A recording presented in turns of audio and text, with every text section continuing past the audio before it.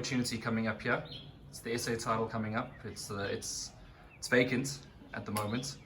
You got a big opponent in front of you, an undefeated guy. I mean, what's your thoughts going into this one? I'm gonna win, man. Yeah. What's your thoughts on the guy that you're coming up against?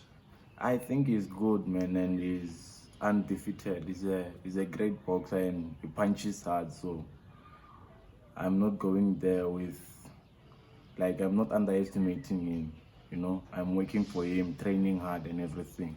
He's a good boxer. I've seen him fight and he's great. You said recently in an interview that we did that you've had a change in mindset. You know, usually you'd go out there looking to sort of fight the guy, either knock him out or just go to war. Your mindset changed for title fights. I mean, how have you changed things? I'm training to go for the full fight. You know what I mean? I can't go there looking for a knockout. If I go there looking for a knockout, that means I'm gonna throw bombs early in the fight, and then what if the guy is still standing? Then I guess out around round 4, 5, 6, you know, and then now the guy hits me, and then I'm the one who's gonna fall, you know. So I'm training for the full fight. I'm thinking I'm gonna go the whole fight. If a knockout comes, then it came, man. That's not what we are preparing for. We're preparing for the full fight, 12 rounds. Your last fight, you got a really good result against another guy that's been touted. He was once touted to be, you know, the prospect of the year. Yeah. You took care of business with him. Did that fight now give you confidence to say, listen, I can be an SA champion? Yeah, but it's not actually that fight that gave me confidence. I've always been confident in myself, you know.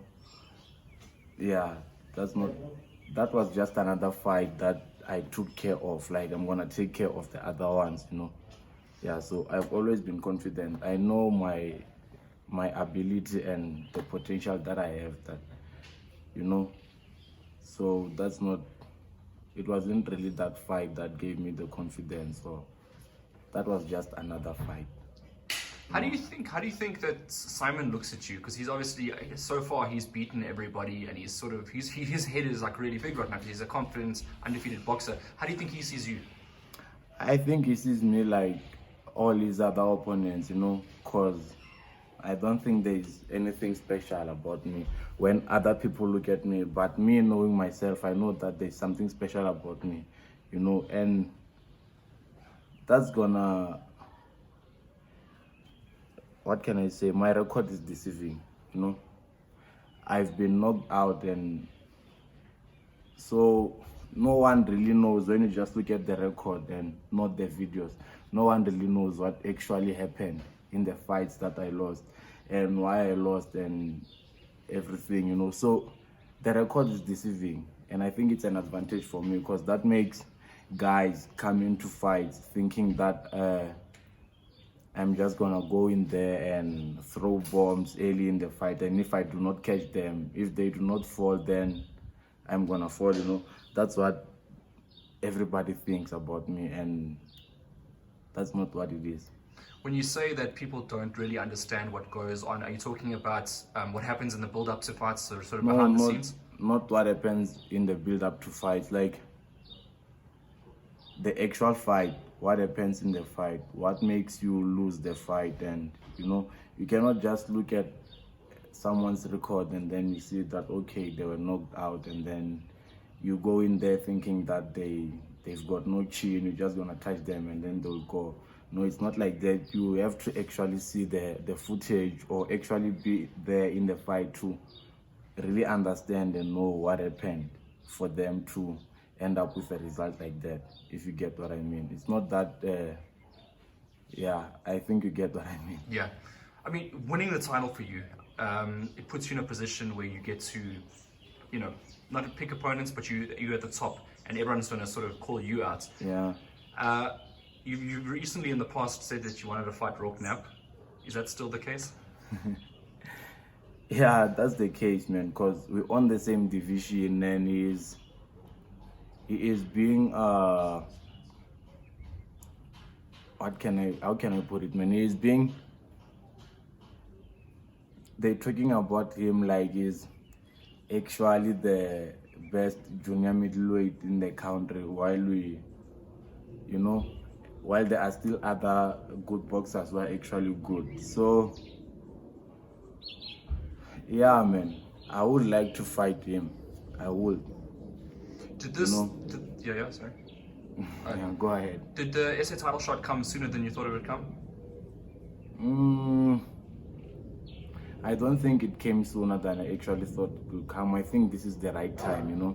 I think this is my time, and I think it came at the right time. Yeah. When you see Simon, I mean, how do you envision this fight going? I can't really tell, you know. I just have to get in there, do what I do best, and then we'll see how it goes. But for now, I can't predict anything and say maybe I'm gonna win on points or actually knock him out or something like that. But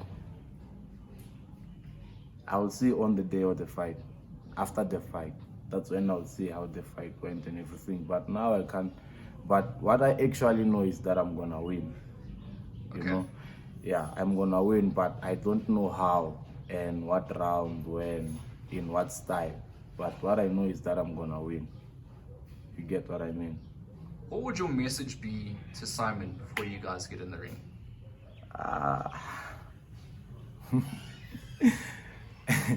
Can't really say anything, man.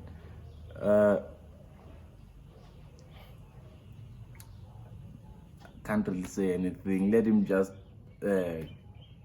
come to the fight, and then